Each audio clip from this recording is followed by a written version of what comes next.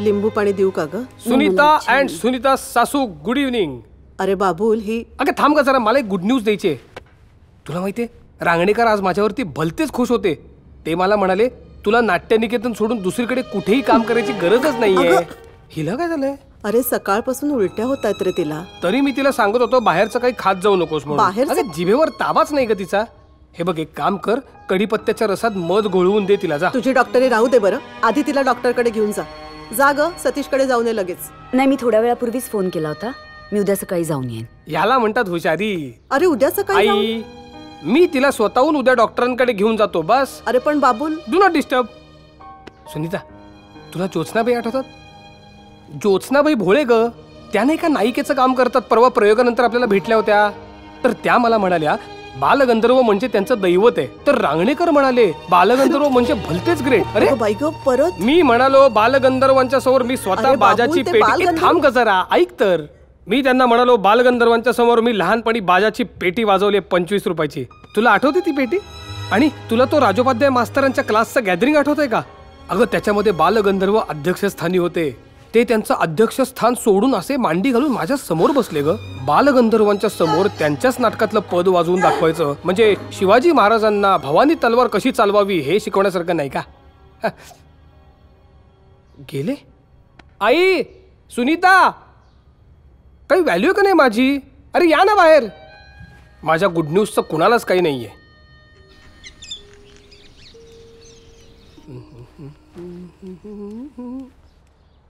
वाह.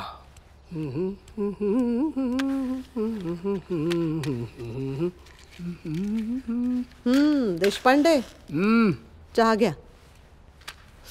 मातोश्री, good morning. कसं काय? वा, सुधारला की आमचा बाबूल. सकाळी जायचं लक्षात आहे तर तुझ्या. अगं म्हणजे काय, 10 बजावलंय रांगणेकरांनी. 10 वाजता मीटिंग आहे महत्वाची माझी. रांगणेकर कुठून आले आता? कोकणातून.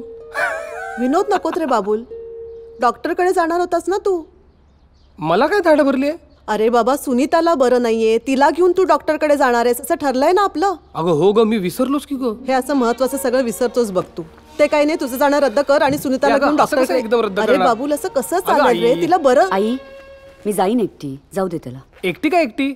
हे बघ तू हो पुढे, मी रांगणेकरांना तोंड दाखवून 11च्यात पोचतो. अरे चहा घे बाबा. रांगणेकरांनी त्यासाठीच बोलवलंय. भाई गेलो. आई, मी जाऊन येते. एकटी कशी जाशील? थांब, मी येते तुझ्या बरोबर.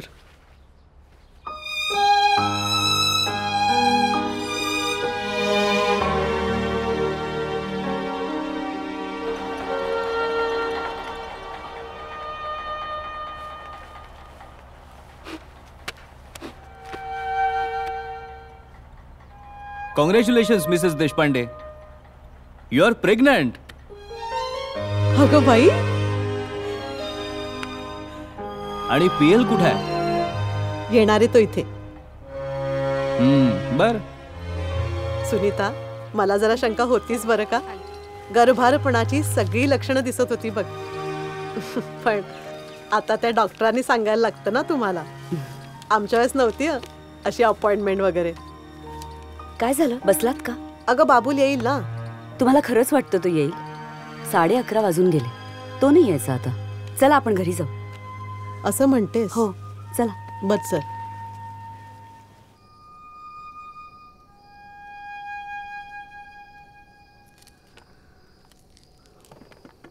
सकाळी 11ला दवाखान्यात येतो असं सांगितलं यानं, आणि आता रात्रीचे 11 वाजायला आलेत. पत्ता आहे का बघ त्याचा. तुम्ही त्रास करून घेऊ नका, त्यात काय नवीन आहे? अगं एवढी आनंदाची बातमी समजली आहे, म्हटलं सांगावं त्याला. कसं काय आणि कसं काय. नाटकापुढे शुद्ध आहे का घराची याला? वरण भात देऊ का ग तुला? नाही, मला काहीच खावंसं वाटत नाहीये. अगं असं कसं चालेल ग? दिवसभर पोटात अन्नाचा कण नाहीये तुझ्या. तुझं राहू देत, पण पोटातल्या जीवाची उपासमार कशाला करायची आपण? मी हे डाळिंबाचे दाणे खाईन. एवढ्यानं होईल तुझं? हो. बर.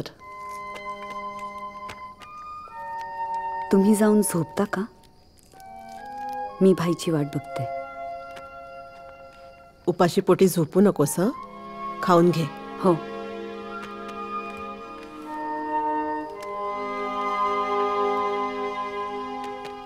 आणि बाबूलाला तर हाक मार मला. हं? हो.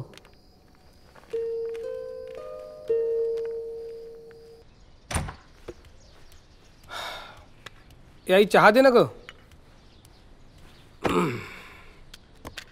अभिनंदन. थँक्यू. सांगितलं वाटतं सुनीतानी तुला. खरं तर पक्क होईपर्यंत काही सांगायचं नव्हतं. अरे डॉक्टरांनी पक्का आहे असंच सांगितलंय. डॉक्टर? रांगणेकर डॉक्टर कधी झाले? ए काय रे बाबूल, सारखं रांगणेकर रांगणेकर. हा आणि गधड्या, काल डॉक्टरकडे येणार होतास, वाट बघत बसलो आम्ही तुझी. अगं विसरूनच गेलो मी. हे सिनेमाच्या भानगडीत राहून गेलो बघ. तरीच काल सुनीता चिडचिड करत होती. अरे देवा, म्हणजे तुला काही ठाऊकच नाहीये. कशाबद्दल? अरे बाबूल, तू बाप होणार आहेस. अच्छा. बाप रे. आत्ता लक्षात आलं माझ्या. ती काल सारखं काहीतरी गुड न्यूज आहे म्हणत होती आणि मी माझंच काहीतरी बडबडत बसलो ग. असा कसा रे तू बाबूल? अगं मी आहेच ग मूर्ख. पण ठीक आहे, आत्ता लक्षात आले ना. आता बघ मी तिची कशी काळजी घेत होते. चांगला आठवडाभर तिला रत्नागिरीलाच घेऊन जातो. घेऊन जाच. हा सिनेमा सोडावा लागला तरी काही हरकत नाही. ए आई, माझं फार दुर्लक्ष होतं का ग तिच्याकडे? ते जाऊ दे रे. उठ उठ उठ, आत्ता जा तिच्याशी बोल. खुश होईल रे ती. अगं आत्ता काय आत्ता? ती सकाळीच बाहेर गेलीये. आता सकाळी? कुठे बघ? अरे डॉक्टर साठ्यांची अपॉइंटमेंट होती तिची. हो हो. वा मातोश्री, तुम्ही आजीबाई होणार. आणि माझा बाबूल वडील. वडील देशपांडे.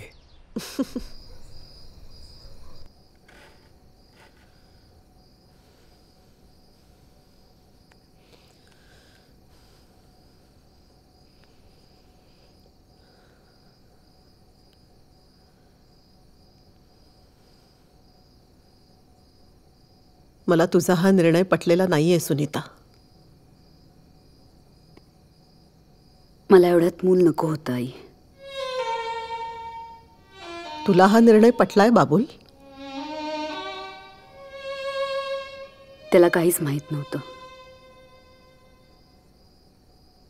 हा माझा एकटीचा निर्णय आहे आणि इतक्यात बापाची जबाबदारी घेणं त्याला कठीण जाईल. बापाचीच काय, नवऱ्याची सुद्धा जबाबदारी अजून त्याला समजत नाहीये. स्वतःच एखाद्या लहान बाळासारखा आहे. त्यालाच सांभाळावं लागतं. त्यातून अजून आम्हाला स्थिर व्हायचंय. म्हणून मला वाटलं नको इतक्यात मूल. अगं मी केलं असतं सगळं त्याचं, पण हा असा तडकाफडकी निर्णय. त्याला एकदा विचारायचंच तरी. नाही आई, सुनीता म्हणते ते बरोबर आहे आणि हा निर्णय घेण्याचा पूर्ण अधिकार आहे तिला. शेवटी हे सगळं तिला निस्तरावं लागणार आहे ना. तू दुखावली गेलेस हे समजतंय मला, पण आजच्या परिस्थितीत आम्ही मुलांचा विचार न करणंच योग्य आहे.